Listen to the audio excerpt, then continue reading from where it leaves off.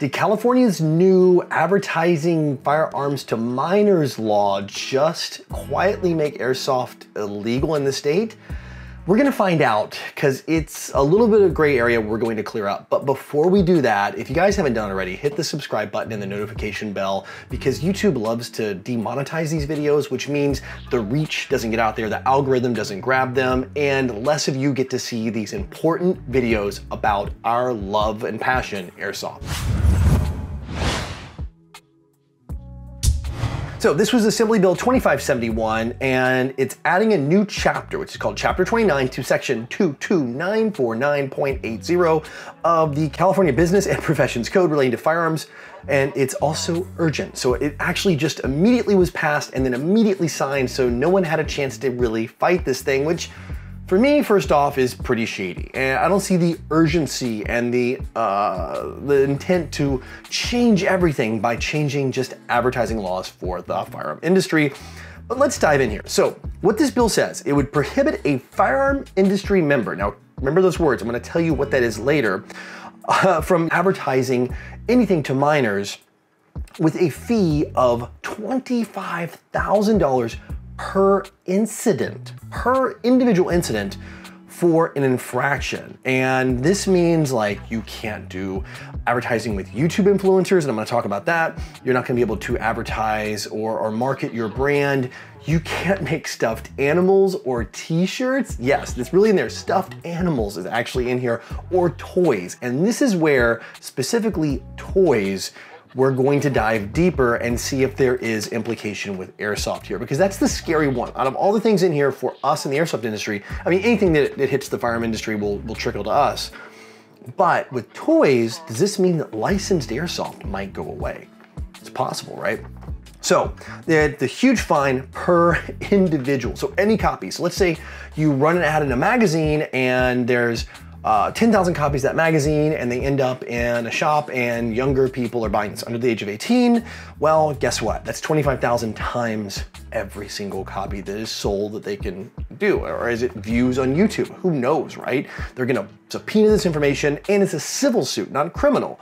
This is different. The state will bring up a civil fine, meaning they're gonna file charges against you in civil court and go after you financially, but it also means the person that may be harmed can also go after you too. But the state, city, whatever is going to be doing it. Diving in, it sounds like, well, is this the end of airsoft? At least, is this the end of licensed airsoft? So let's get into determining the marketing and advertising. Like, is it or is it not attractive to minors? Does it fall in this category? It says, offers brand name merchandise for minors, including, but not limited to, hats, t-shirts, or other clothing, toys, games, or stuffed animals that promote a firearm industry member or firearm related product.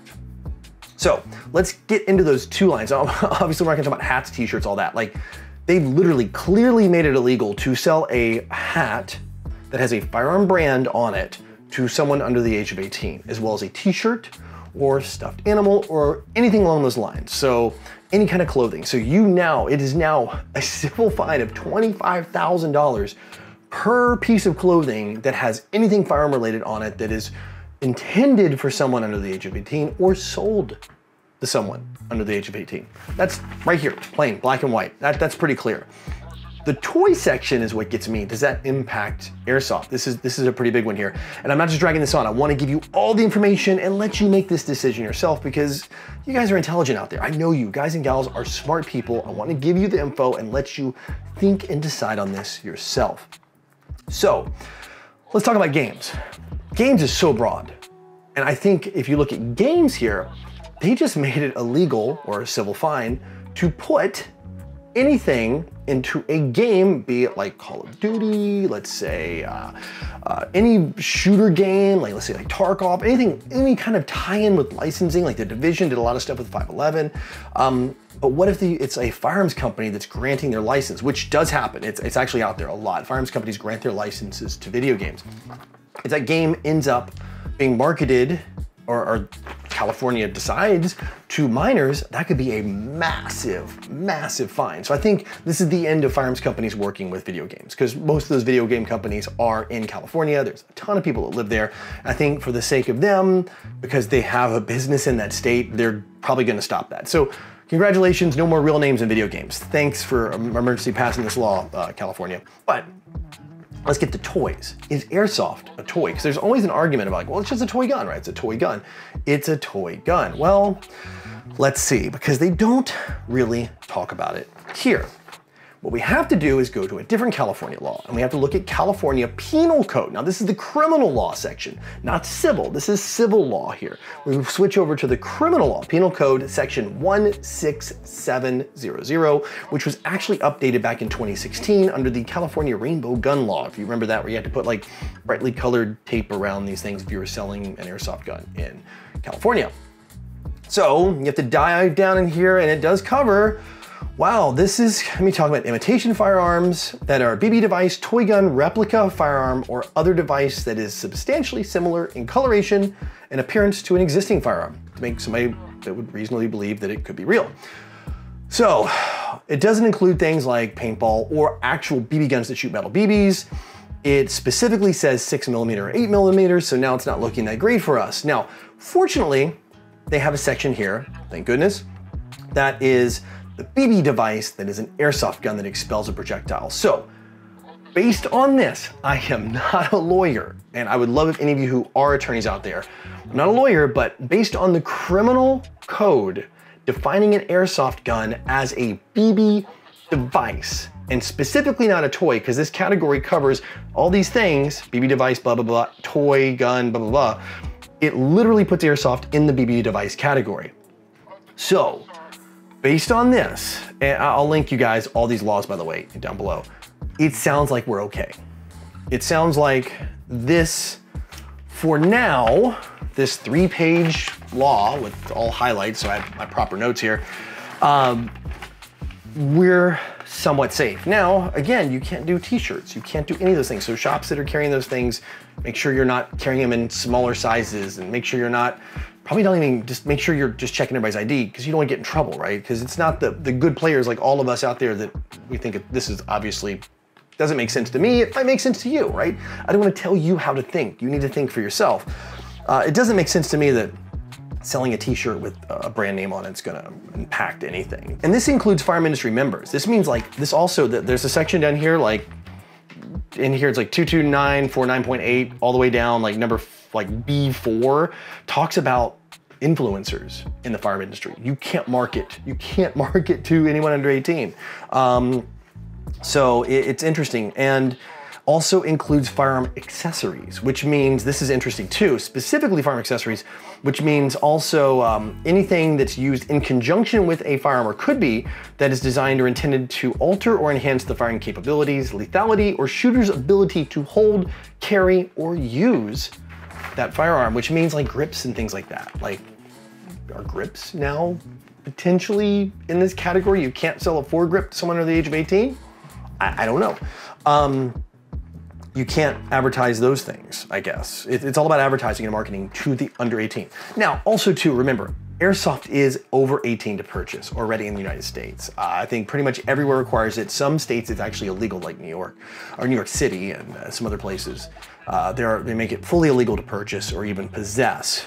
But since Airsoft is over the 18 to purchase pretty much everywhere, this should be good for us. I think you'll see a lot of sites have like an age gate that have like, are you 18? You know, put your birth date in, or confirm you're 18 to proceed, or something like that. I think we'll start seeing age gates just to cover that. Yeah, this is interesting. Now, it specifically applies to people that reside in the state of California. This doesn't extend outside of California, not the people that are liable, but the people you are marketing to. So if your communication gets to someone in California who's under the age of 18, that's when the law kicks in.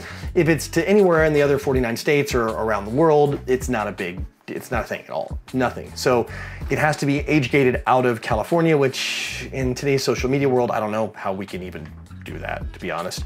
But it does talk about influencers. Influencers can be held liable. So if you're a sponsored influencer, let's say for a major firearms company, you potentially be held liable. And it sounds like you could be held liable for selling a brand name firearm company, brand name optic or something to someone under the age of 18. That could be a troublesome situation, like buying a scope or things like that. So I don't know if those things are gonna be now regulated silently. The concern I have with this, and I'm gonna let you, we're gonna wrap up here, because this is kind of long, but I wanted to explain everything to you. Again, links to all of the actual laws are gonna be in the description box below. The next step here, if they wanna go after Airsoft, is simply going back to this law I referenced a few minutes ago under the penal code, the criminal code, not civil, where this thing, the new law kicks under civil side. The criminal law, that's 16700, if they decide to change the classification, pass a law to change it to a toy, all of a sudden Airsoft falls squarely in this.